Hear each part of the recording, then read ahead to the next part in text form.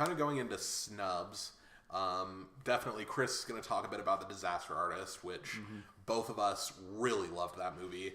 We're both huge fans of The Room, and so we thought that it was a great movie. But anyway. Yeah. That's a tough one. Because, like... We understand why. Yeah, and I definitely don't want to... Make a political statement or anything. Yeah, and I definitely don't want to, like, support James Franco in that sense. Like, obviously people did come out with their allegations, and those are very serious things. And I think the way that he has responded to it has been very adult, unlike the other Kevin Spacey, what? Yeah, like, I think he's handled it very well. And so I think for that reason, I'm still a little bit butthurt that they just, like, completely... like, no, you don't get anything in the Oscars except adapted screenplay, which it's definitely going to lose. Like, so, I don't know. If it weren't for that, I think this would be a very different Oscars year. Yeah, for sure. In fact, I think James Franco probably could have taken Best Actor over Gary Oldman. I think he did a really fantastic job. Yeah, he was so funny and just... Yeah, and again, we both loved The Room. Right, yeah. So good. So... I mean, absolutely, like, watch The Disaster Artist and love that film for what it is, you know? Yeah, yeah.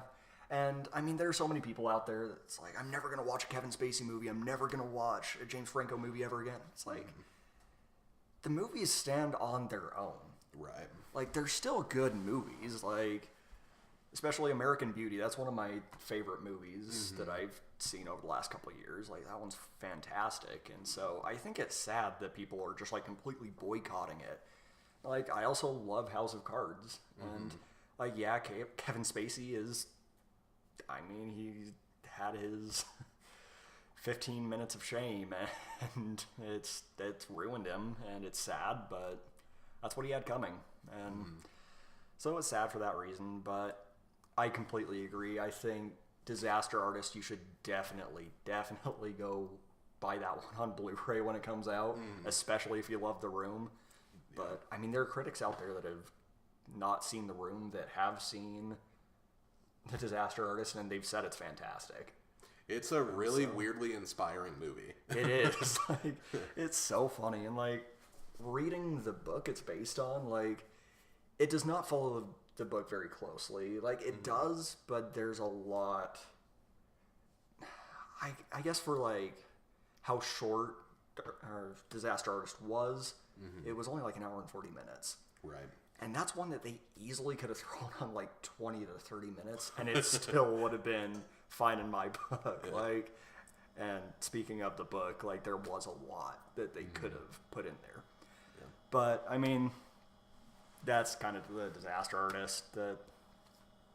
Again, it was sad, but I'm still a little sad it didn't get nominated for anything. I probably would have chosen that as my personal pick for Best Picture. Yeah. But, I don't know. Moving on from that, I guess. So, yeah, I have a couple of interesting movies. I'm not sure what they would be nominated for, but they were movies that I really loved from 2017. Yeah. First off, Mother. Yes. Very divisive movie. Yes. I totally understand why it wasn't nominated for anything. But looking at that movie, Jennifer Lawrence is incredible in it. Oh, she's phenomenal. She had, like, center screen for probably 95-98% of that movie. Of course, yeah, and even thinking about that, like the cinematography and the way it was directed, they directed that movie almost entirely over the shoulder or from Jennifer Lawrence's point of view. Yeah. And that is an incredible feat. Yeah. To do that entire movie that way. Yeah. So yeah, definitely, I could see. Of course, Darren Aronofsky is a legend. Yeah. And so one of my favorite directors. I love Aronofsky. Yeah. So he definitely could have been nominated for Best Director. Jennifer Lawrence did great. Javier Bardem did great. Yes. So that one's kind of a snub for a couple reasons. Yeah. But, I mean, you do raise a good point when you say, like, you don't know what it would be nominated for, because I don't know what it would be nominated for. And I totally understand that there are people that hated that movie. Oh, yeah. And huge. I mean, like... yeah, that's a movie that, like, If you loved it, I totally understand your point of view. If you hated it, I totally understand your point of view. So, another one that I thought was just a really great movie, but again, I understand why it wasn't nominated for anything, was It. I think that it was a very good both horror movie and drama movie, but it was kind of a sort of blockbuster type movie that didn't have a ton of substance to it, but it was really entertaining.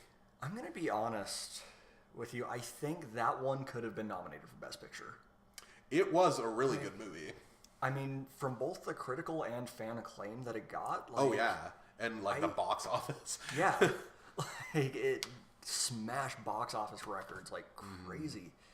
And so that one I easily could have seen, getting that, or getting Best Picture. Right.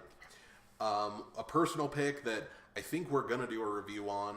Chris and I had very different reactions to this movie. Yeah. Was The Killing of a Sacred Deer. Mm-hmm. I really loved this movie. It was probably in my top 10 of favorite movies from 2017, and Chris did not like it that much. I thought it was bizarre. I bought it on Blu-ray. I did not hate the movie at all, and I do plan on watching it again. But I don't know, when talking about snubs, there is not a single category I think this would have gotten, even considered to be nominated for, at least for me. Right. It was a good movie. I just don't, personally, I don't see why it would be a snub, but I don't know. That's a personal preference. Yeah, I think definitely the acting was really great. I could see Colin Farrell being nominated for Best Actor. Yeah. Anyway, just something. I thought that it was a very well-made movie amongst a lot of well-made movies. So yeah, and I mean it's worth mentioning because it really is just a weird movie. It really is just bizarre and out there, and it's weird. It's a weird movie. Yeah. It's and then I think the big one for both of us is Good Time. Yes. And I'm gonna let you talk about that one a bit. Yes. Oh my gosh, Good Time. That was actually my favorite movie of the year up until probably October, November. Mm-hmm. I loved that movie. And then I saw Three Billboards and Disaster Artist, and it just kind of it went to the back of my mind. But I've seen it twice, and you mentioned the other day that movie is the definition of perfect pacing. Absolutely. It's another hour and 45 minutes. It's not a super long movie, but there is never a dull moment. Nothing's wasted. It's always moving forward, and it was so refreshing. It's so different and new and unique. I love that movie. And let's talk about Robert Pattinson. Oh my gosh. We were both floored walking out of this movie. Holy cow. Did incredible. Yeah. He is one that I would say was snubbed for Best Absolutely. Actor. Yeah, He was so good and completely different from any other role I've ever seen him in. Mm-hmm. Oh my gosh, he floored me on that one. Yeah, that's another one that I could definitely see, along the lines of cinematography and visual effects and stuff like that. I thought it was a gorgeous looking movie, and one that completely flew under the radar. Yeah. On everyone's list. I feel like nobody saw this movie, but it was so good. It was a great film. Yep. So, a couple that I want to mention. First and foremost, we didn't even really talk about this one beforehand, but one that I think would have been an interesting nomination for Best Picture was Wind River. Wind River was a great movie. When I'm looking at movies kind of like The Post and Darkest Hour, I feel like Wind River was kind of in that same realm of how the movie feels and kind of what it's trying to be. Yeah. And at the same time, the Academy likes movies that make political statements. And this one was a political statement that everybody could get behind. It wasn't a controversial thing at all. Right, and it was a political statement that, I remember just by the end of the movie, I was just floored. It's one that doesn't get a lot of attention. No, it didn't. And I don't want to spoil the movie, Yeah. but yeah, it's very interesting. Yeah. So, That was the first one. Another one, I think this one's kind of in the same realm as Killing of a Sacred Deer, whereas, like, I don't think this one would have been even considered for nomination in any category, but one that I want to mention is A Ghost Story. Ghost Story was great. Yeah, that's one that, even at an hour and a half long, like, it felt long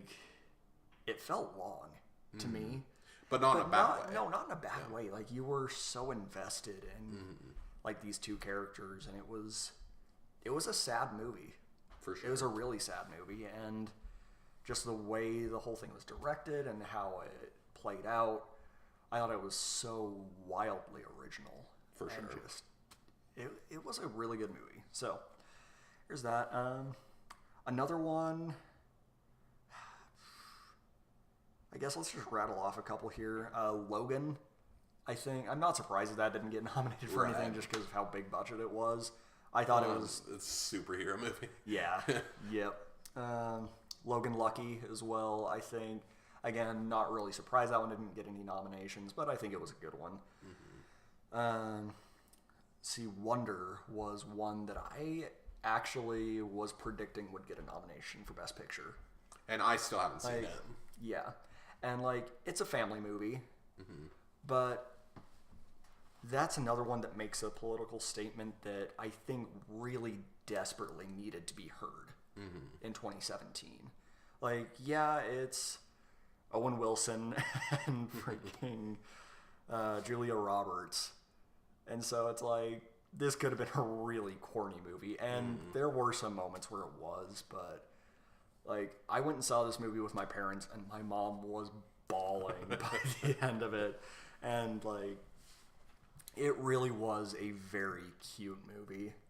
And I think it actually did deserve a nomination for Best Picture. I would have thrown it in there in place of The Post, or even, I don't know, I would say even Phantom Thread. Wow. Like, dang. Yeah. And, I mean, obviously I would say Over Call Me By Your Name, but that's, we've mentioned that one enough. Yeah. So, moving on from there, you already mentioned Mother and It. I want to mention Split. Not necessarily like the movie. Like, I can see why that one wasn't nominated for Best Picture. But, oh my gosh. Like, James McAvoy. That was kind of infuriating, honestly. Yeah.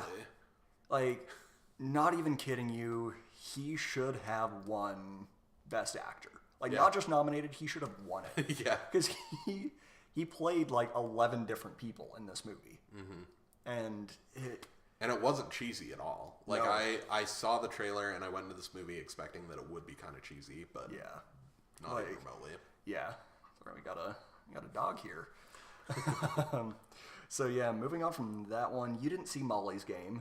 Right. I loved that movie. Like, that one I would put kind of in the same league as The Social Network. Like, I think The Social Network is a better movie, but... Well, it was directed by the guy who wrote The Social Network. Yes. But, like, that is one movie where the dialogue, like, this sounds so weird, but, like, the dialogue just blew me away. Like, it was, the way the movie was written, it was so fast and, like, so perfectly executed. It was weird because, like, an hour and a half into this movie, I'm like, holy crap, like, whoever wrote this is a genius. Yeah. And so, hats off to Aaron Sorkin for that, because he, like, that was amazing. So, I think that one would have been a good one for adapted screenplay, because it was a book. It was. But I think, like, half of the movie was a book, and then the other half was, like, what happened after the book. Okay. So I don't know if it would be nominated for screenplay or adapted screenplay. I don't know. But So, anyways, yeah, you mentioned Good Time. We've already talked about The Disaster Artist, and then the last one that I wanted to mention, I mean, it's a weird one, but Raw. Raw was a good movie. The French movie about a girl that eats people. That movie floored me. And I think the only category it should have been nominated for was best foreign film. I don't think it would have gotten nominated for anything else. Right. And at the same time, I think this technically was a 2006 release. Or 16. Sorry, not 2006. Been really weird. Yeah, let's... Anyways, so, I mean, that might have been part of it, but I consider it a 2017 movie. I think it would have been excellent as a foreign language film. Definitely. So, I was a little bit bummed at that. I can kind of see why, but yeah. Yep. So Raw is a great movie. You should definitely see it if you like horror, or even if you don't like horror. I think it's a really good movie. Go in like prepared to see some weird stuff. Like it really is. Don't eat while you watch this movie. Don't eat. Like that was. There's some stuff that you can't unsee from that movie, but like it was disturbing in all of the best ways possible. I think. Like, this is one that I watched at, like, 1 a.m. by myself. And, like, at the end of it, I was, like, messed up. Like, what did I just watch? But I was thinking about it for, I mean, weeks, if not months. And it was one that, like, I mentioned earlier that Good Time was my favorite movie of the year up until October, November. I saw Raw over the summer. But, like, it stuck in my head so much that, like, eventually it actually surpassed Good Time. Wow. And so, like, my top 5 favorite movies of the year were Disaster Artist, then 3 Billboards, then Raw, then Good Time, and then Star Wars. Like, I mean, again, it wasn't the 5th best movie of the year by any means, but I love that movie. Like, again, I'm just a Star Wars junkie like that, so... I mean, we haven't even mentioned the biggest snub, which is 50 Shades Darker. What was with that? I mean, we could do a whole video about that one. I mean, we probably will, and it'll be longer than this video. Yeah, for sure. But, my gosh. No, one other one that I'll mention just really quickly was Only the Brave. I think that one was very, very overlooked. Not necessarily a snub, because, again, I don't think it was, like, best picture material, but that's one that...